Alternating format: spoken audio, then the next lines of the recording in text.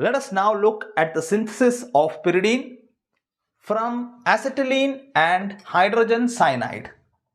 When a mixture of acetylene and hydrogen cyanide is passed through red hot tube, the relatively more exposed pi bond undergoes homolytic fission.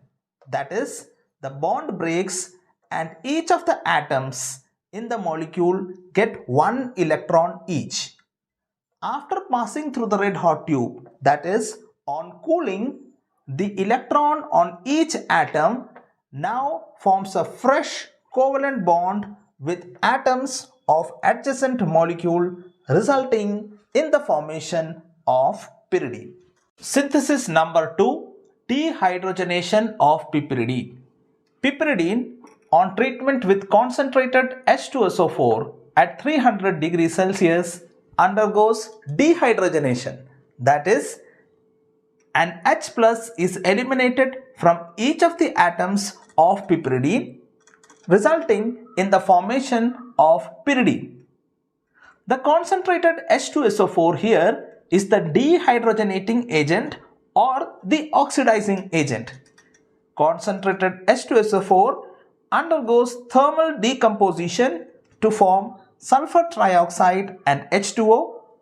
Further, sulfur trioxide undergoes thermal decomposition to form sulfur dioxide and nascent oxygen. It is this nascent oxygen that eliminates an H plus from each of the atoms of piperidine, resulting in the formation of pyridine. Thus, concentrated H2SO4 is an oxidizing agent or a dehydrogenating agent. Synthesis number 3, Hantzsch synthesis.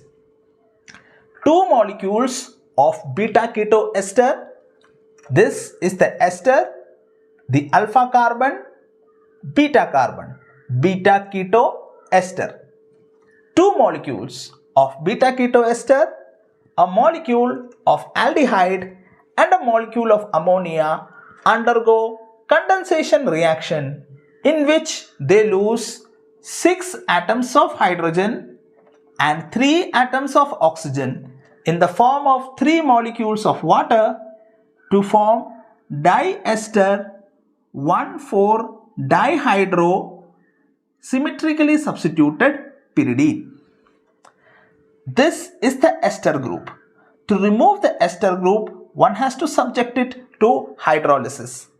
If you subject it to acidic hydrolysis, the H plus portion of the water goes and attaches to C2H5O, resulting in the elimination of C2H5OH from both sides. The OH portion of the water now goes and combines to the carbonyl carbon on both sides to form dicarboxylic acid. To remove this dicarboxylic acid, one has to subject it to decarboxylation. But decarboxylation is shown by the salts of acid and not acid. So therefore, one has to first convert it into its salt. As this is an acid by itself, if you are treating it with base, you would get salt plus water. Therefore, we treat this acid with sodium hydroxide, and that gives us sodium salt of carboxylic acid on both sides. Now, you can heat it with soda lime, which is CaO plus NaOH. When you heat it with soda lime, the ONA portion from the NaOH, it goes and attaches to COONA of the moiety to form Na2CO3. The H of this NaOH goes and attaches to the benzene ring on both sides via electrophilic aromatic substitution reaction to form 1,4-dihydro symmetrically substituted pyridine.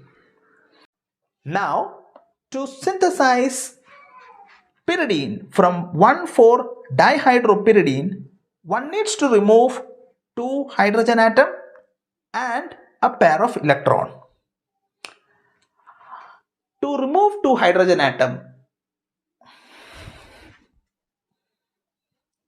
Now to synthesize pyridine from 1,4-dihydropyridine, one needs to remove two hydrogen atom and a pair of electron. That is, one needs to use a dehydrogenating or an oxidizing agent for this purpose. A mild oxidizing agent is enough for this purpose, as one needs to remove only two hydrogen atom. A mild oxidizing agent which is resistant to acidic conditions, as we are already using acid in the reaction previously. FeCl3, a Lewis acid catalyst, is befitting for this purpose. It is a mild oxidizing agent, as well it is resistant to acidic condition. FeCl3, Fe, has two half-filled d orbitals. These two half-filled d orbitals can accept two hydrogen and a pair of electron. Therefore, we reflex this with FeCl3. When we do this, a hydride reacts with FeCl3, a hydride eliminates from here and it reacts with FeCl3 to form FeHCl3-. The Fe, the two empty d orbitals of Fe, accepts the pair of electron and one hydrogen. Now when this happens, this carbon gets a positive charge. The positively charged this carbon now attracts electron pair from adjacent position, and therefore this electron pair, this bond, it comes here. When that does happen, this carbon is at loss, therefore this carbon becomes positive. This positively charged carbon now attracts electron from the adjacent pair, from the adjacent position. This electron pair between nitrogen and hydrogen is attracted and an H plus is dissociated. So the electron pair now lies here and lies here, while the H plus has been eliminated, and that results in the formation of a symmetrically substituted pyridine. Therefore, Hantzsch synthesis is used for the synthesis of symmetrically substituted pyridine. The H plus that eliminates now combines with FeHCl3- to give back the Lewis acid catalyst FeCl3 and hydrogen. Synthesis number 4 from tetrahydrofurfuryl alcohol. Heating of tetrahydrofurfuryl alcohol with ammonia in the presence of the oxidant aluminum oxide yields pyridine.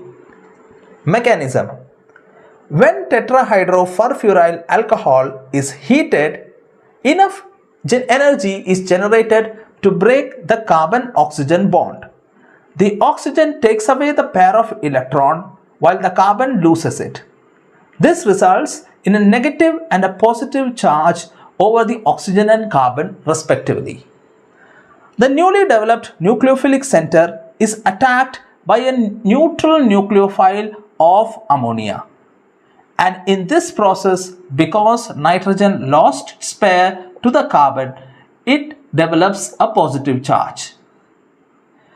To restore neutrality, nitrogen now pulls the electron pair that it shares with one of the hydrogen atom. In this process, it successfully does so. Meanwhile, the liberated H plus goes and attracts itself to the negative charge over the oxygen, resulting in the formation of OH here.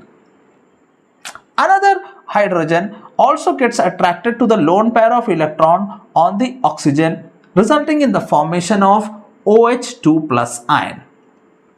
And in this process, because the hydrogen lost its electron pair to the nitrogen develops a single negative charge.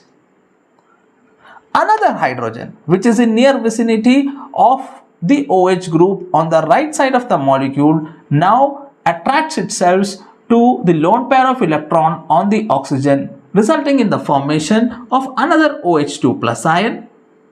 And because it left its electron pair with the nitrogen, nitrogen develops a 2- charge over it. To restore the neutrality like it was before, the oxygen now pulls away the electron pair that it shares with the carbon on the left and the right side of the molecule, and that develops in a positive charge over the carbon atoms on the left and the right side.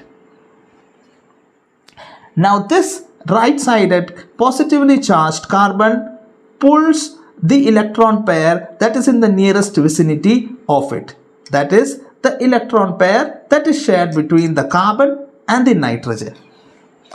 These have two implications. The first is that the CH2 now becomes a part of the ring, and second, that this C develops a positive charge. The C plus on the left side of the molecule attracts one of the electron pairs of the nitrogen, and this leads to development of a 6-membered ring.